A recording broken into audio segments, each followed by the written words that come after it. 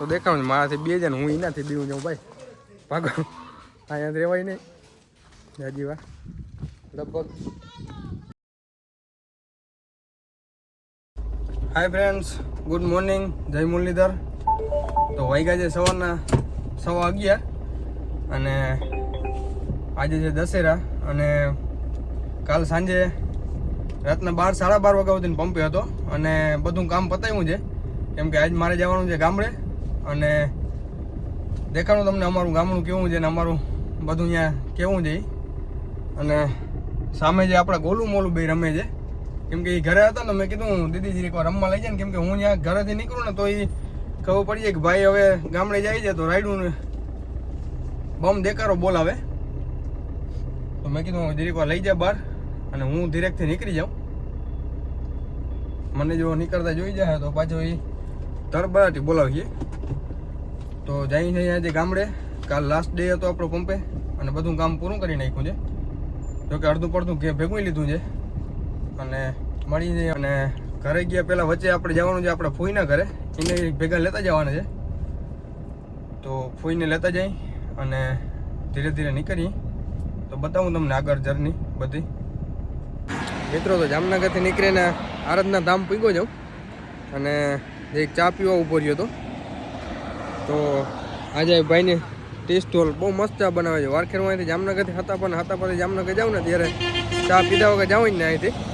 અને સામે જે આરાધનું ધામ અને આ ભાઈ હું વાતું કરતાં કરતાં એ ભાઈ મને કીધું કે ભાઈ આરાધના ધામમાં છે ને વૃદ્ધાશ્રમ છે અને વૃદ્ધાશ્રમમાં અત્યારે હાલમાં એ કંઈ કોઈ વૃદ્ધ માણસ છે જ નહીં. એટલે એ આપણા માટે એક મહત્ત્વની વાત છે કે વૃદ્ધાશ્રમમાં કોઈ વૃદ્ધ માણસો છે જ નહીં.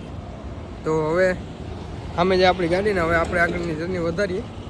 લગભગ તો 3 કલાકનો રસ્તો છે પણ લગભગ 4-5 કલાક થઈ જાય આપણે પૂગતા. તો ધીરે ધીરે વધીએ આગળ.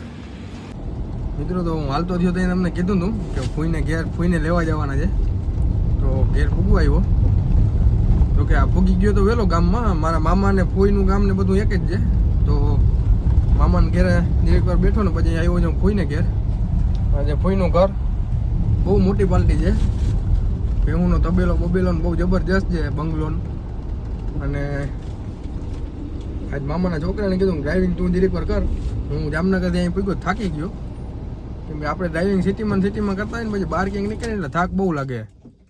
તો જરીક વાર ગાડી મેં તમને કીધું તબેલો દેખાડી અને મને એમ થયું કે ચરવા ગયો હે પણ હમણાં ચારવા નથી લઈ જતા એમ કહે છે. અને જોઉં છું અહીંયા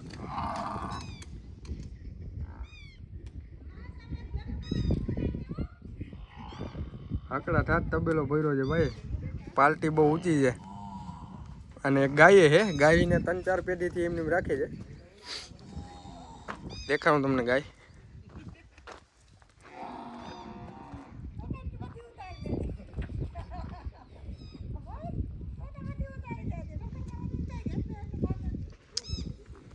ગાય કેમ છે જોયું ને તમે. અને આ સાઈડે છે ધીણા મોટા માલ આ બાજુ છે થોડા ઘણા. ઓલી સાઈડ બધા વડા છે, આ સાઈડ ઝીણકા છે. અને અમારા મામા છે ગાયું બેવું કરતા હારતા જ છે બધું.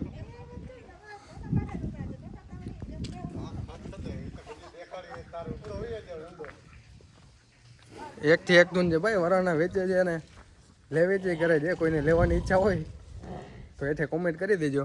જોતો 1થી 1 માથા છે ભાઈ ભેહુંમાં. જોકે આપણો વિષય નથી આ ભેહું બાબતનો. કોઈને ઈચ્છા હોય તો દેખાડું મારાથી બે જણ હું એનાથી બીવું જાઉં ભાઈ ભાગો અહીંયા રહેવાય નહીં હજી વાર. લગભગ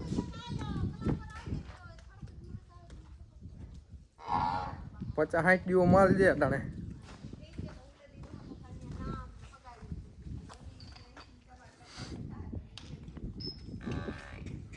અને આ આખી તબેલાની સિસ્ટમ છે એની ફરતી કોર.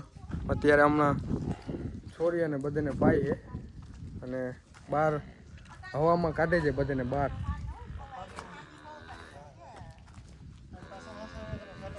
આમાં ઊભા છે મારા ફૂઈને તેરવા આવ્યું. તો તેરીને હવે જઈ ઘેર. આ બાજુનું મકાનને છે અને પાછળનો તબેલો છે. મિત્રો તો જસ્ટ હમણાં ઘરે પૂગ્યો અને 4-5 કલાક ગાડી હલાવીને હાવ થાકી ગયો હતો. જરીક વાર મોટું ધોઈને બેઠો હતો અને બધા ભેગા થયા તો વાતુના જપોડા મારે છે અને હું જરીક આમ ખેતરમાં આટો મારવા નીકળી ગયો. બતાવું તમને આજે અમારું ખેતર અને આમ બાજુમાં જંગલ જેવું દેખાય ને ત્યાં જે મોટું બધું તળાવ, તો આપણે ખેતરમાં પાણીની માંડવીની જરૂર હોય તો આપણે ત્યાંથી જ લઈ. અને જો કે ખેતરમાં 4-5 કૂવા છે, પણ કૂવામાંથી ઓછું વધારે અમે અહીંથી જ લઈ જઈએ પાણી અટાણે ચોમાસું પાકમાં. અને જોઉં કેવીક છે માંડવી. ભાઈ એટલો થાકી ગયો જાઉં ગાડી આખી